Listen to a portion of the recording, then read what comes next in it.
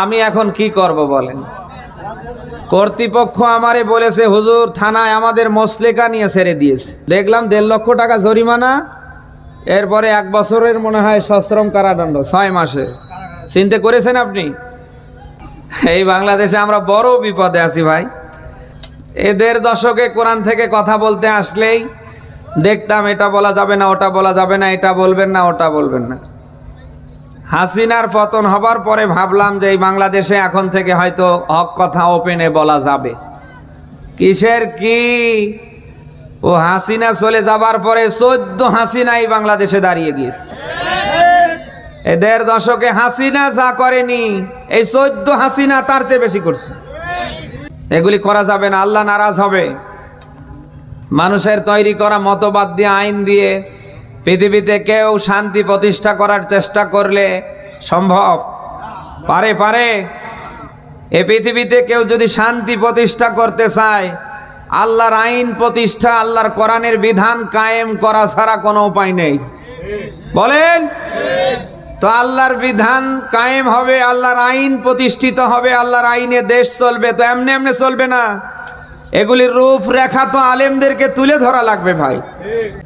তো মাহফিলগুলোতে তো আমাদের কথাই বলতে দেয় না, এটা বলা যাবে না, ওটা বলা যাবে না, এই সেই।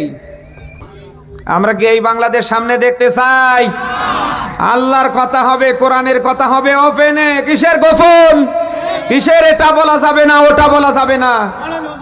আমরা সবাই আল্লাহর না? কথা হবে কার? যার সহ্য হয় না ও থাকবে না। বলে না কেন?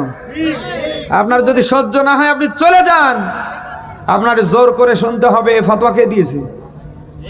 আর কোরআন যাদের সহ্য হয় না, আমার মনে হয় এটা মরে যাবার পরে এর জন্যে গোসল, জানাজা, এর জন্যে দাফন, আমার মনে হয় কোনোটারই দরকার নেই। বলেন না কেন? এর জন্যে জানাজা থেকে দোয়া কালাম ইত্যাদি ইত্যাদি করলেও যা, না করলেও তা। কোরআন শুনে তো রাগ করতে পারে হিন্দু, বৌদ্ধ, খ্রিস্টান যারা, বিধর্মী যারা। বলেন কোন মুসলমানের সন্তান কি কোরআনের কথা শুনে রাজনীতি বলে উড়িয়ে দিতে পারে? কোরআনের সমাজ রাষ্ট্র কায়েমের পক্ষে কোনো কথা শুনলে কোন মুসলমানের সন্তান কি এগুলি বাজে মন্তব্য করতে পারে? আপনি কিসের মুসলমান? শুধু নামের আগে মোহাম্মদ, নামের শেষে হোসেন মিয়া রহমান লিখলেই মুসলমান হওয়া যায় না। বলেন আপনি দাবি করছেন মুসলমান, আগা কেটে আর ওই জন্মের গরুর গোস্ত খেয়ে। বলেন না কেন?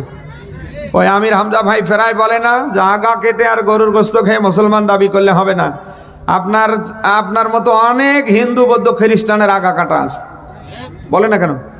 আপনি কি গরুর গোস্ত খেতে পারেন? এই বাংলাদেশে অনেক হিন্দু, বৌদ্ধরা আছে, গরুর গোস্ত খায় না। আপনি কি খান? তার চেয়ে ডাবল খেয়ে ফেলবে। শুধু আগা কাটা নিয়ে আর গরুর গোস্ত খেয়ে মুসলমানের দাবি করেন না। আমরা আল্লাহর কাছে দোয়া করি, আল্লাহ তাআলা এই বাংলাদেশ যেন কোরআনের জন্য ওপেন করে দেন।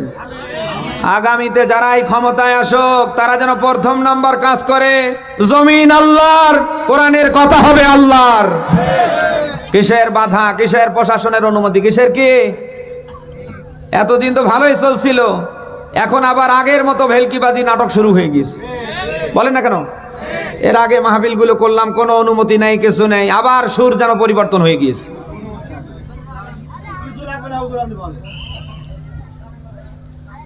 আমরা আল্লাহর কাছে দোয়া করি, আল্লাহ যেন আগামীতে এই দেশটাকে কোরআনের জন্য কবুল করে। 54 বছরে তো সবার শাসন দেখেছি না। সামনে যে দলেই ক্ষমতায় আসুক, যে দলেই আসুক, আমাদের আপত্তি নেই। আমাদের চাওয়া থাকবে দেশটা যেন আল্লাহর কোরআন দিয়ে চালা আরম্ভ করে। সবার শাসন দেখা শেষ, সামনে আল্লাহর কোরআন আমরা দেখতে চাই। কারাসান হাত তোলেন তো, লিল্লাহে তাকবীর। আল্লাহ যেন চর্ম চোখে কোরআন দিয়ে আগামীতে দেশ চলছে আমরা যেন দেখে মরতে পারি। সবাই বলেন আল্লাহুম্মা আমিন।